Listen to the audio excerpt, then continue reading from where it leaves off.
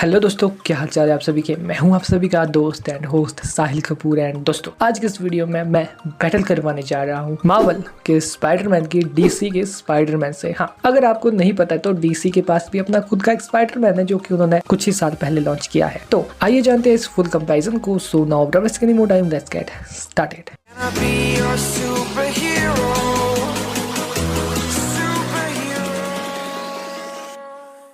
Video में आगे बढ़ने से पहले जैसा कि आप सभी को पता ही है कि मेरी आप सभी से सिर्फ एक ही रिक्वेस्ट रहती है कि अगर आपने अभी तक चैनल को सब्सक्राइब नहीं किया तो यार कर देना। साथ में जो बेल आइकन दिख रहा है ना, उसे प्रेस करके ऑल में सेलेक्ट कर देना अगर ऑलरेडी सब कुछ कर लिया है। So thanks. नाउ अब बात करते हैं Marvel Spiderman versus DC Spiderman की सब बैटल की। सो सबसे पहले तो बात कर लेते हैं मार्वल के स्पाइडरमैन की। तो देखो, हम सभी को पता है मार्वल के स्पाइडरमैन की स्टोरी की किस तरह से उसकी बेसिक ओरिजिन होती है। चाहे किसी भी मल्टीवर्स की हम बात कर ले, मोस्ट ऑफ द स्पाइडरमैन होते हैं और मेन यूनिवर्स का जो ओरिजिनल स्पाइडरमैन है उसकी सिर्फ यही ओरिजिन है कि एक रेडियो एक्टिव स्पाइडर उसको काट लेता है, जिस वजह से उसके जो बॉडी में चेंजेस हो जाते हैं, वो बहुत पावरफुल बन जाता है, उसके पास स्पाइडर लाइक एबिलिटीज आ जाती है और इस तरह से वो बनता है स्पाइडरमैन। और उसको उसका एक डायलॉग भी बनता है कि बड़ी पावर्स के साथ आती है बड़ी जिम्मेदारियां, और आगे चलकर फिर वो अपनी जिम्मेदारी को समझता है और एक फ्रेंडली नेबरहुड स्पाइडरमैन बनकर हम सभी के सामने आता है। और अगर बात की जाए अब डीसी के स्पाइडरमैन की, तो देखो, जो डीसी का स्पाइडरमैन है उसको बेसिकली स्पाइडरमैन टाइटल नहीं दिया गया है, उसको कहते हैं साइडवेज। होता ये है कि इसकी जो ओरिजिनल स्टोरी है वो बेसिकली कुछ स्पाइडरमैन से मिलती जुलती है, इसलिए इसको डीसी का स्पाइडरमैन कहा जाता है। और साथ ही में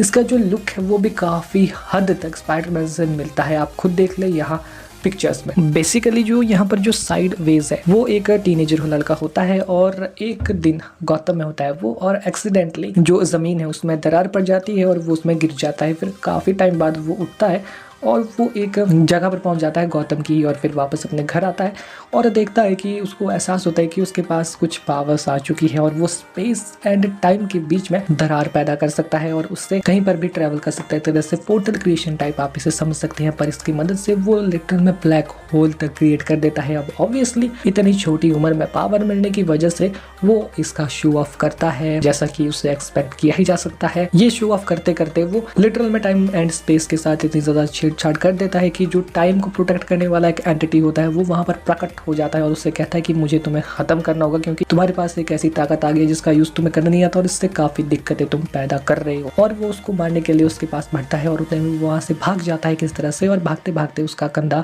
थोड़ा टूट जाता है, जिससे हमें ये भी पता चलता है कि वो लापरवाह भी काफी ज्यादा है। और अपनी पावर्स का शो ऑफ करने की वजह से काफी लोगों को पता चल चुका है कि जो साइड वेव है वो थोड़ा खतरनाक है और काफी सारे लोग उसे खत्म भी करना चाहते हैं, जिस वजह से जो उसकी माँ है उसके ऑफिस में ही कुछ काम करने वाले लोगों को पता चल जाता है कि जो ये साइड वेव है ये कैसी कैसी एक्टिविटीज कर रहा है और किसी वजह के कारण वो उसे खत्म करना चाहते हैं। पर जब उसकी माँ को पता चलता है उसका बेटा ही साइड वेव है, तो वो अपने बेटे को बचाने के लिए कुछ कदम उठाती है, जिस वजह से उनको खत्म कर दिया जाता है। और उनके पिता तो पहले ही नहीं थे, जिस वजह से अब उसकी माँ भी नहीं रहती है, तो उसे बहुत ज्यादा बुरा लगता है और तब वो मैच्योर हो जाता है थोड़ा, और अब अपनी पावर्स को थोड़ा संभल कर यूज करता है और अच्छे काम के लिए यूज करता है। बिल्कुल वैसे ही इमोशनल टच दिया गया है इसकी कहानी को, जैसे कि स्पाइडरमैन की कहानी में हमें देखने को मिलता है, जिस वजह से इस किरदार को स्पाइडरमैन से काफी हद तक इंस्पायर्ड माना जाता है और काफी लोग तो कॉपी ही कह देते हैं। बाकी ओवरऑल अगर इस जो पूरे कैरेक्टर की हम बात करें, जो साइड वेव है, इसकी पावर्स एंड एबिलिटीज काफी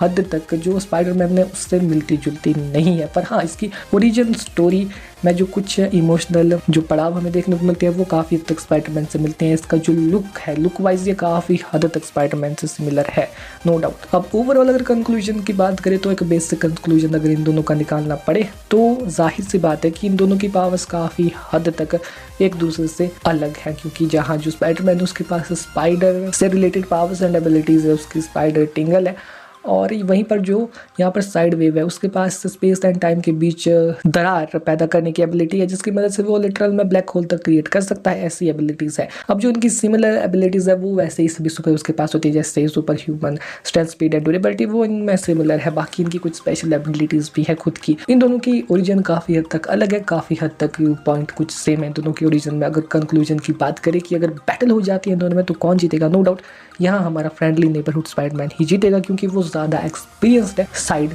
वेव्स के मुकाबले में। बाकी आपका क्या कंक्लूजन है इस वीडियो को लेकर, आपका क्या ओपिनियन है, स्पाइडरमैन जीतेगा या फिर साइड वेव्स या कहीं डीसी का स्पाइडरमैन भी हम इसे कह सकते हैं। तो आप बताएं आपके हिसाब से कौन जीतेगा और कौन हारेगा, और क्या आप पसंद करेंगे इसको डीसी का स्पाइडरमैन कहलाना या फिर आपको ये पूरा ही अलग कैरेक्टर लगता है। आपका क्या ओपिनियन है इस बारे में आप भी श्योर कमेंट बॉक्स में बताना। मैं मिलता हूं आप सबसे नेक्स्ट वीडियो में, तब तक अगर आपको वीडियो देखकर पसंद आया है, मजा आया है, कुछ अच्छी लगी है वीडियो, तो इस वीडियो को लाइक से सब्सक्राइब करना। अगर किसी टॉपिक का सजेशन है तो वो आप कमेंट बॉक्स में दे सकते हैं। सो नाउ मिलते हैं नेक्स्ट वीडियो में, तब तक बाय बाय।